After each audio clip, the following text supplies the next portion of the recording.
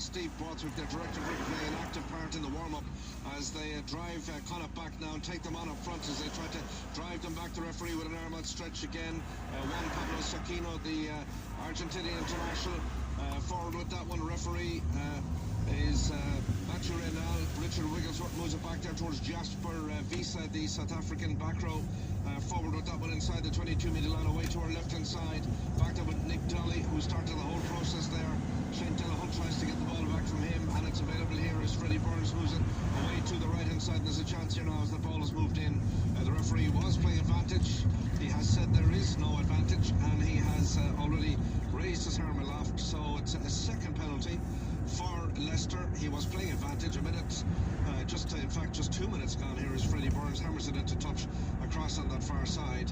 And certainly Michael Swift, if Leicester looking to try and silence the crowd, they've made a good fist of it in the opening 2 minutes of this one. Yeah, not the start that Connacht wanted. Good initial catch by Niall Murray, but gave it away, and of course Leicester, being Leicester, went to the corner, and Connacht have already given a penalty away, and under pressure again. And here they come now as they go charging forward. Leicester, that is, having won the ball on the line out. Keane Prendergast tries to hold them out across on that far side, putting the squeeze on there, and the referee's got his arm aloft. It is a try for Leicester Tigers, and it's come just 2.5 minutes into this game, and Connacht barely after starting off in terms of this match, and that ball has been touched down in the corner away to our left hand side in front of the Clan Terrace, and it is the visitors who have gone into the lead, 5 points to nil, and that try scored in the corner as they moved the ball pretty quickly there, and certainly Connacht didn't have too much of an opportunity to try and get a hand on that one, and it's Leicester into a sensational early lead with just 3 minutes gone in the game. Yeah, the worst possible start from Connacht. It almost seemed to be still in the change room shed. Leicester there with another kind of driving maul. Interestingly, they kind of threw to the middle, and it was a shift drive to the front that caught the front of the line-out from Connacht's perspective a bit kind of not prepared, and unfortunately for Connacht, asleep again on the side of the rock, and gives Leicester the perfect start of the game. Here comes Freddie Burns with the conversion opportunity just on the outskirts of the 22-metre line. 6 in for the touchline, 3.5 minutes gone. Leicester by 5 points to nil. And here's Freddie Burns now with the kick. Hammers this one towards the post, and that one has gone to the right-hand side and wide. So it's a matter of hitting the reset button pretty quickly, isn't it? Absolutely. It was initially a good start from Connacht at the kick-off, and Murray with a great catch and carry, but unfortunately they were sealing off, and 3 penalties later, they have to find themselves 5 points to the good, so Connacht really need to try and get a plug hole in the game now. Jack Carthy with the restart. It's taken there inside the 22 on the near side of the pitch here by Freddie Stewart, the winger, and he's tackled there by John Porch, and they look to try and gather that one. It's with Richard Wigglesworth, who is a coach but still playing rugby.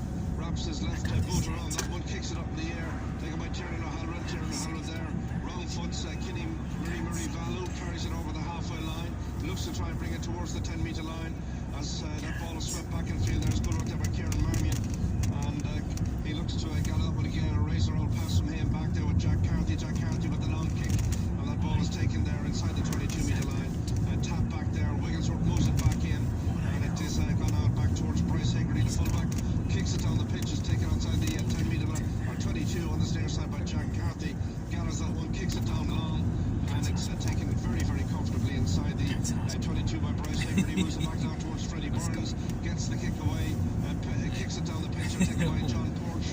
Takes it off his toenails. The referee's whistle is gone, and as far as the referee is concerned, John Porch knocked it on as he tried to gather that ball there. It was a horrible bouncing ball.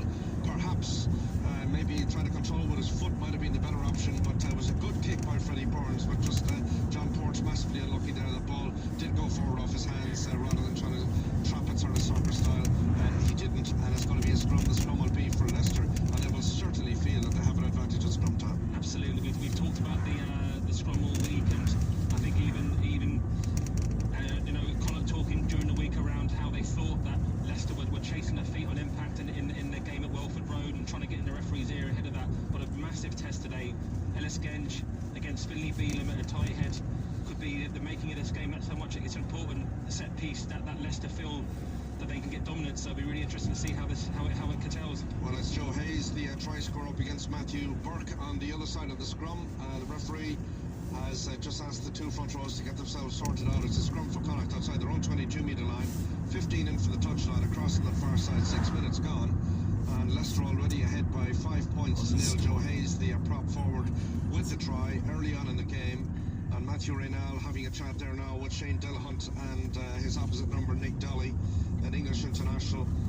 And it is going to be a scrum. The scrum is for Leicester, and Richard Wigglesworth, the former Saracens player, England international, now sort of concentrating really on a kind of coaching role, but he's still playing, so he's player coach, and he has got the ball in his hand ready to feed that one in. The referee has blown the whistle, and he's lost a bit of patience there, as a lot of French referees tend to do. They don't have a lot of tolerance for any messing around the place in the scrum. He's given the free kick, and the free kick is against Connacht, and it is Leicester who have decided to take the scrum again. So this is something that's kind of pre-planned.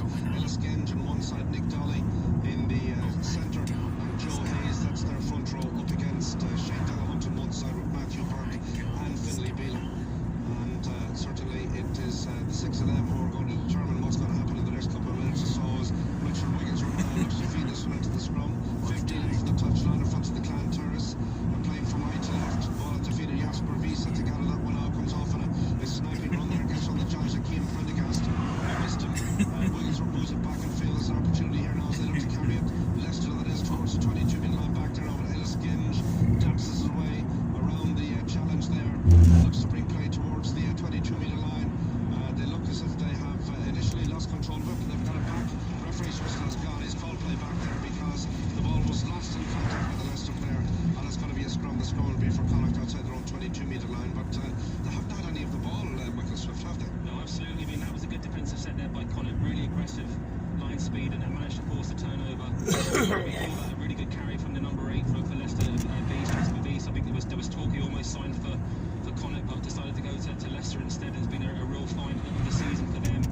But absolutely, that first scrum was another unforced error from Connacht. It was a free kick this time, but you know, Ellis Genge will really be trying to target Finlay Bealham. It's a real chance for Finlay Bealham, and with the back row, with the second row behind Dowling and Murray, there's not as much bulk as maybe someone like Alton Delane in there, so it'll be a real test for the second row to see if they can give some ballast to Bealham and Burke.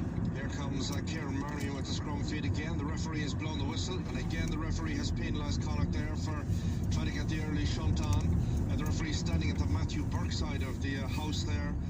So it's Matthew Burke up against Joe Hayes there. That's the second one in a row that Connacht have been penalised on. Yeah, and look, there was a lot of learnings, as they said, and Andy, from the first game, and they talked about, as we said, Leicester chasing their feet, and you know, maybe Connacht tried to come up with some kind of game plan to negate that, but unfortunately get on the bad side of Reynal, and that's the second kind of half arm he's given. So whatever game plan they were trying to implement, the referees having none of it. Yeah, and one of the difficulties with particularly with French referees, once they make up their mind about the way something has happened, it's very, very difficult to change it. Romain Poit is a perfect example of that over the years. Wigglesworth at the feet of Jasper Wiese just outside the 22. They try and get the shunt on here now. Good counter-attack there from Connacht. The ball is out, swept back in field, available here, cross-field kick on the near side of the pitch. Was Kenny Murray Vallows chasing inside the 22-metre line, goes for the corner, in for the try, and Kenny Murray Vallow chasing inside the 22-metre line, gather that one, and the Fijian international is in for the try. That's a disaster from a Connacht point of view, but a sensational start by Leicester Tigers. Yeah, it was a disappointing kind of trying to concede there. It almost seemed far too easy. I think Porch, the right winger for Connacht, got far too narrow, and you could see the distance that Murray Varty was giving there, and it was Porch was way too tight. It is actually. Look at that. And Tatiana Harron really kind of tough tackle to make when there's only 5 metres out with someone like Murray Varlow's kind of speed and expert sidestep. But yeah, Halloran makes this kind of half tackle, but he just dives over for another try, and there was a bit disappointing again in the scrum. There's real worry there, early signs that Connacht could be in for a hard day at the office in set piece, and if that's the case, it's going to be a long, hard road back, as it is.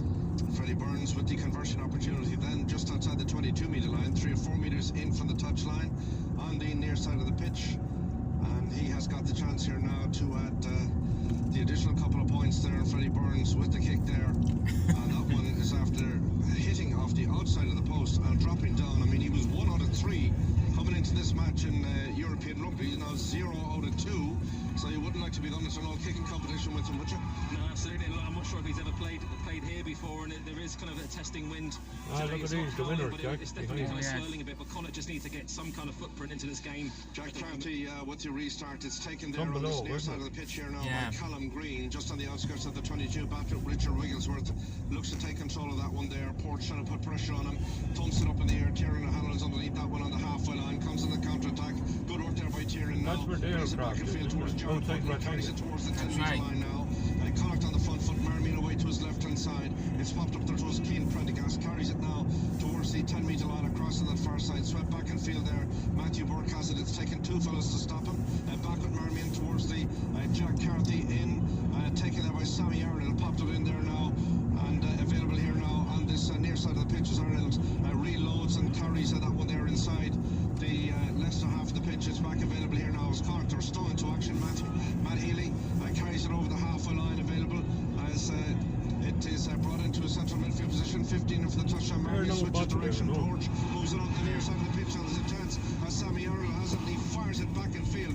Unfortunately, Porch unable to gather that one, and it's just left Leicester come on the counter-attack now as Keane Prendergast is trying to grapple at one of the Leicester players who look to try and bring play towards the halfway line. It's come back towards Joe Hayes, moves it up pretty quickly, back towards Ellis Gage on the near side of the pitch here. Going to now. bring you down Ellis the pad Gage is more as well, just, that's your back. hammered onto the ground yes, midway good between the idea. 22 and the 10 Alright. metre line. Referee's whistle has gone. Leicester penalised for holding on, and small and battles are kind of things that can kind of turn the game, really, to be fair. A good gallop up the wing in front of our commentary position there by Conor Oliver. Unfortunately, he wasn't able to find John Porch as he swept the pass back in. And if he had, I mean, Porch was away under the post, away to the right-hand side. It's a penalty, and it's pretty interesting that Connacht, well, they've decided to take a bit of heat out of the game rather than going for a corner or anything like that. They're 10 points to 0 down, and they have decided to go for the kick and go. Absolutely, but much better phases of play from Connacht there. Finally kind of got hold of it and